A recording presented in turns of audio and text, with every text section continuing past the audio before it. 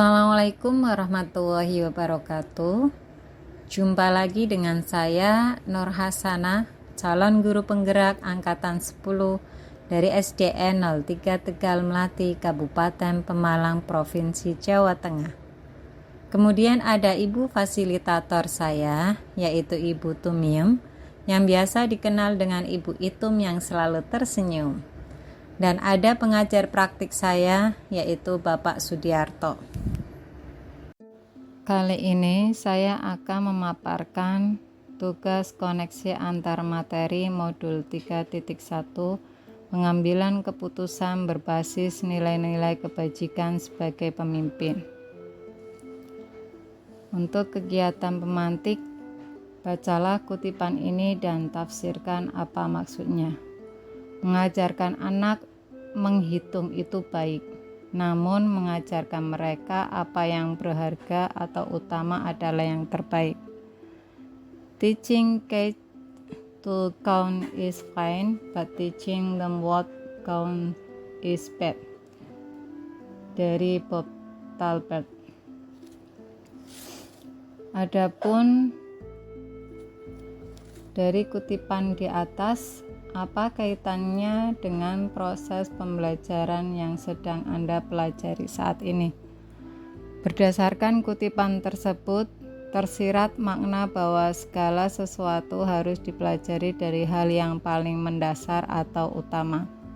Dalam materi pengambilan keputusan berbasis nilai-nilai kebajikan sebagai pemimpin, hal paling mendasar perlu dipelajari adalah terkait dengan etika. Etika akan menjadi dasar dalam pengambilan keputusan karena bersumber dari nilai-nilai kebajikan universal. Selain nilai kebajikan, dasar dari pengambilan keputusan adalah berpihak pada murid dan harus bertanggung jawab. Sehingga saat dasar pengambilan keputusan sudah dikuasai, maka permasalahan apapun akan lebih mudah dan lebih terarah dalam menemukan solusi permasalahan dan pengambilan keputusan. Selanjutnya, bagaimana nilai-nilai atau prinsip-prinsip yang kita anut dalam suatu pengambilan keputusan dapat memberikan dampak pada lingkungan kita. Prinsip yang dianut dalam pengambilan keputusan diantaranya berpikir berbasis hasil akhir, peraturan, dan rasa peduli. Kegiatannya disesuaikan dengan kondisi dan situasi yang terjadi. Apapun prinsip yang dianut tetap harus bersumber dari nilai-nilai kebajikan universal, sesuai dengan dasar pengambilan keputusan. Dengan mengacu pada prinsip dan nilai yang sesuai, maka kita akan mengambil keputusan yang lebih adil, bijaksana, dan berpihak pada murid sehingga akan memberikan dampak yang positif bagi lingkungan tempat kita berada. Selanjutnya, bagaimana Anda sebagai seorang pemimpin pembelajaran dapat berkontribusi pada proses pembelajaran murid dalam pengambilan keputusan Anda? Dalam proses pembelajaran, tak menutup kemungkinan akan ada saja masalah yang terjadi di dalam kelas. Sebagai pemimpin pembelajaran, kita harus senantiasa peka terhadap segala persoalan yang terjadi dan mampu mengatasinya dengan baik. Sesuai dengan dasar pengambilan keputusan diantaranya berpihak pada murid. Bersumber pada nilai-nilai kebajikan yang harus bertanggung jawab, maka secara tidak langsung kita telah memberikan contoh atau teladan kepada murid cara pengambilan keputusan yang tepat, yang adil, arif, dan tidak subjektif. Kemudian, menurut Anda, apakah maksud dari kutipan ini jika dihubungkan dengan proses pembelajaran yang telah Anda alami di modul ini? Jelaskan pendapat Anda. Education is the art of making men ethical.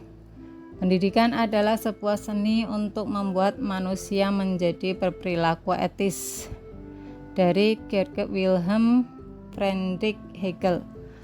Orang yang berpendidikan akan memiliki etika dibanding orang yang tidak berpendidikan. Dengan beretika, maka segala perilaku akan sesuai dengan norma, nilai, dan hukum yang berlaku. Sehingga dengan perilaku etis sesuai dengan etika dalam pendidikan, maka akan mempermudah dalam proses pengambilan keputusan. Adapun rangkuman kesimpulan pembelajaran pada koneksi antar materi, bagaimana filosofi Ki Hajar Dewantara dengan Patrap Triloka memiliki kaitan dengan penerapan pengambilan keputusan sebagai seorang pemimpin. Proses pengambilan keputusan yang harus dilakukan seorang pemimpin harus dapat memberikan contoh atau teladan yang baik yang dipimpinnya. Engarso sung tulodo. Hasil keputusan harus mampu membangkitkan semangat untuk harus melakukan inovasi dalam melakukan pengambilan keputusan yang berpihak pada murid. Ing madya mangun karso. Dan seorang pemimpin harus terus memberikan motivasi atau bimbingan saat melakukan proses pengambilan keputusan. Tutwuri handayani, agar diperoleh hasil sesuai dengan yang diharapkan. Kemudian bagaimana nilai-nilai yang tertanam dalam diri kita berpengaruh pada prinsip-prinsip yang kita ambil dalam mengambil suatu keputusan. Nilai-nilai yang tertanam dalam diri sebagai guru penggerak diantaranya berpihak pada murid, mandiri, kolaborasi, reflektif, dan inovatif.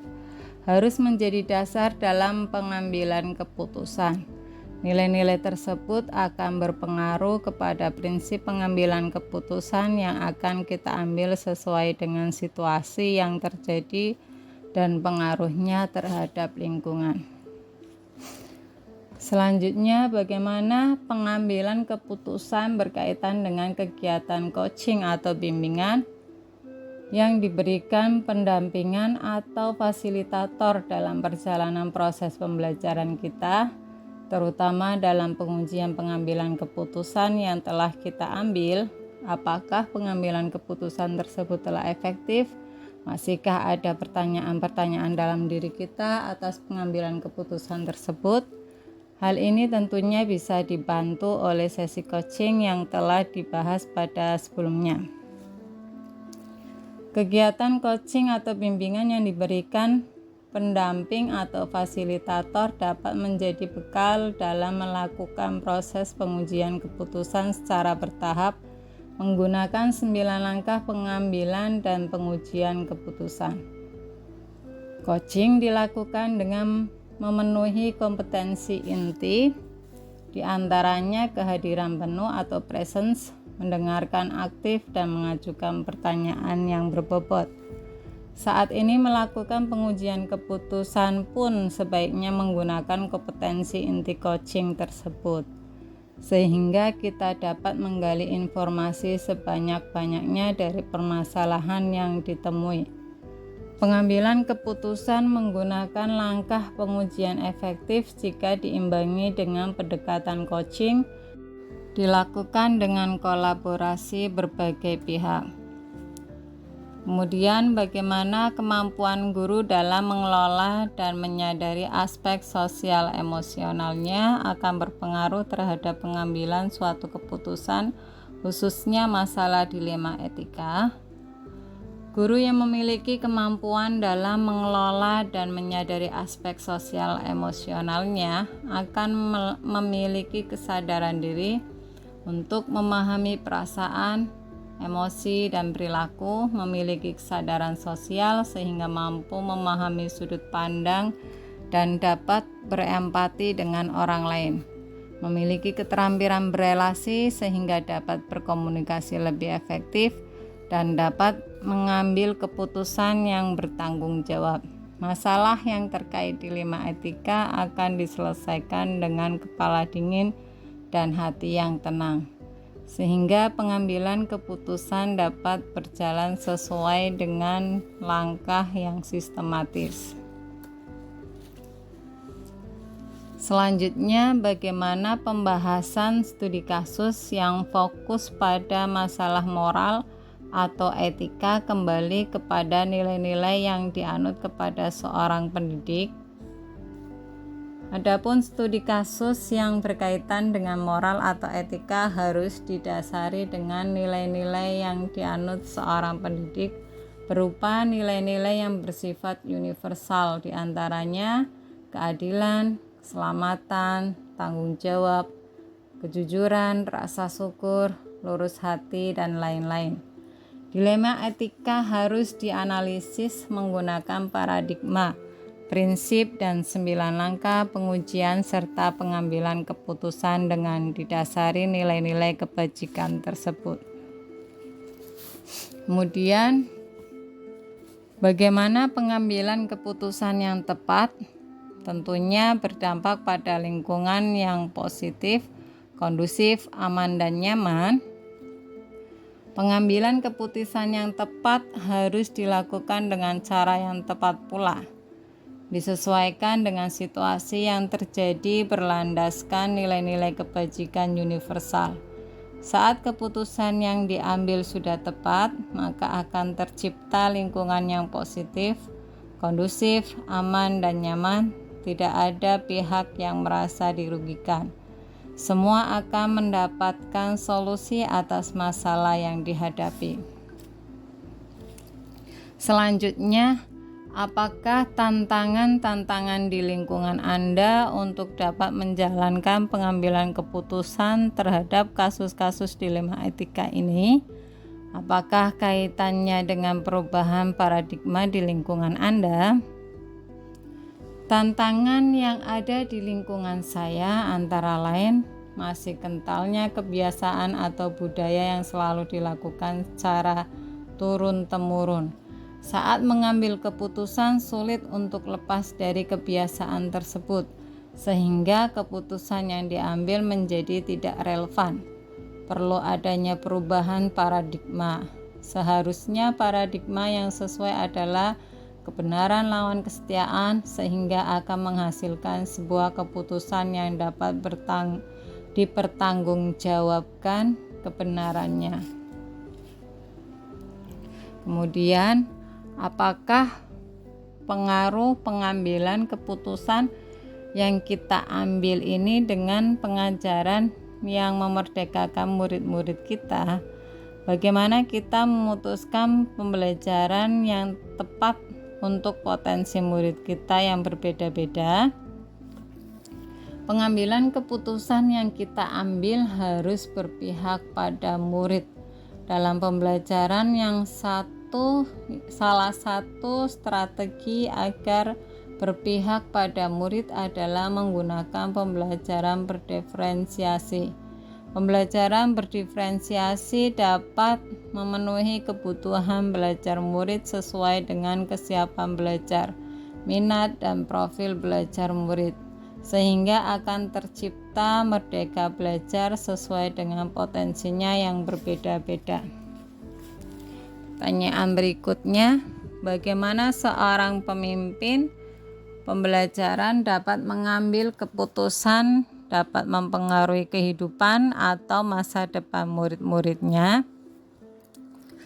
Dalam mengambil keputusan, seorang pemimpin pembelajaran harus mempertimbangkan berbagai macam kemungkinan yang terjadi, termasuk menyangkut masa depan murid.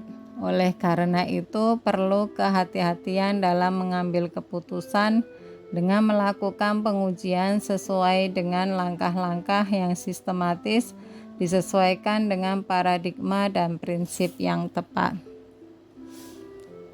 Kemudian, apakah kesimpulan akhir yang dapat Anda tarik dari pembelajaran modul ini dan berkaitan dengan modul-modul sebelumnya? Pengambilan keputusan haruslah dijiwai filosofi Ki Hajar Dewantara. Berpegang teguh pada nilai guru penggerak, salah satunya berpihak pada murid dengan berlandaskan nilai-nilai kebajikan universal. Keputusan yang diambil harus mempertimbangkan berbagai hal, termasuk masa depan murid. Pengambilan keputusan berpengaruh pada pengajaran yang memerdekakan murid karena disesuaikan dengan potensinya masing-masing. Seorang pemimpin haruslah memiliki kompetensi sosial dan emosional agar dapat mengambil keputusan dengan penuh kesadaran diri, mampu mengelola emosi dan mengambil keputusan yang bertanggung jawab. Saat proses pengujian keputusan diperlukan teknik coaching agar dapat menggali informasi sebanyak-banyaknya untuk mengambil keputusan. Kemudian, sejauh mana pemahaman Anda tentang konsep-konsep yang telah Anda pelajari di modul ini, yaitu dilema etika dan bujukan moral, 4 paradigma pengambilan keputusan, 3 prinsip pengambilan keputusan, dan 9 langkah pengambilan dan pengujian keputusan. Adakah hal-hal yang menurut Anda di luar dugaan? Yang pertama, perbedaan mendasar antara dilema etika dan bujukan moral dapat dilihat dari kedua pilihan kasusnya. Jika kedua pilihan sama-sama benar, maka termasuk ke dalam dilema etika. Namun jika salah satu benar dengan yang lain salah, maka termasuk dalam bujukan moral. Kemudian yang kedua, terdapat 4 paradigma dalam etika, di antaranya individu lawan kelompok, rasa keadilan lawan rasa kasihan, kebenaran lawan kesetiaan, dan jangka pendek lawan jangka panjang. Yang ketiga, terdapat 3 prinsip dalam pengambilan keputusan, yaitu berpikir berbasis hasil akhir, berpikir berbasis peraturan, dan berpikir berbasis rasa peduli. Yang keempat, 9 langkah pengambilan keputusan, diantaranya mengenali nilai yang bertentangan, menentukan siapa yang terlibat, kumpulan fakta yang relevan, pengujian benar atau salah, pengujian paradigma benar lawan benar, melakukan prinsip resolusi, investigasi opsi trilema, buat keputusan, dan lihat lagi keputusan dan refleksikan. Dan yang kelima atau yang terakhir, hal yang di luar dugaan adalah dalam melakukan pengambilan keputusan memiliki keterkaitan dengan modul lain yang telah dipelajari sebelumnya. Pertanyaan selanjutnya, sebelum mempelajari modul ini, pernahkah Anda melakukan pengambilan keputusan sebagai pemimpin dalam situasi moral dilema? Bila mana pernah, apa bedanya dengan apa yang Anda pelajari di modul ini? Pernah, namun sebelumnya saya tidak mengetahui adanya tahapan dalam pengambilan dan pengujian keputusan langsung diambil tanpa mempertimbangkan hal-hal yang mungkin terjadi. Saat mempelajari modul ini, ternyata sebelum mengambil keputusan perlu adanya penentuan paradigma, prinsip, dan menjalankan 9 langkah pengujian dan pengambilan keputusan terlebih dahulu dengan dasar nilai-nilai kebajikan, berpihak pada murid, dan bertanggung jawab. Kemudian, bagaimana dampak mempelajari konsep ini buat Anda? Perubahan apa yang terjadi pada cara Anda dalam mengambil keputusan sebelum dan sesudah mengikuti pembelajaran modul ini? Memperbaiki konsep ini sangat berdampak besar bagi saya, terutama berkaitan dengan cara pengambilan keputusan yang sebelumnya tidak menggunakan langkah-langkah apapun. Sekarang setelah mempelajari modul ini, perlu adanya pemilihan paradigma yang tepat, prinsip yang sesuai, dan melakukan 9 langkah pengujian dan pengambilan keputusan dengan sistematis. Kemudian, seberapa penting mempelajari topik modul ini bagi Anda sebagai seorang individu dan Anda sebagai seorang pemimpin? Sangat penting menurut saya mempelajari modul ini, baik sebagai individu maupun sebagai pemimpin, karena dapat mengambil keputusan yang dipertanggungjawabkan dengan berlandaskan nilai-nilai kebajikan agar dapat berpihak pada murid. Sekian, terima kasih dari saya. Semoga pemaparan koneksi antar materi modul 3.1 bermanfaat. Salam guru penggerak. Semoga tergerak, lekas bergerak, dan mari menggerakkan. Wassalamualaikum warahmatullahi wabarakatuh. Yeah.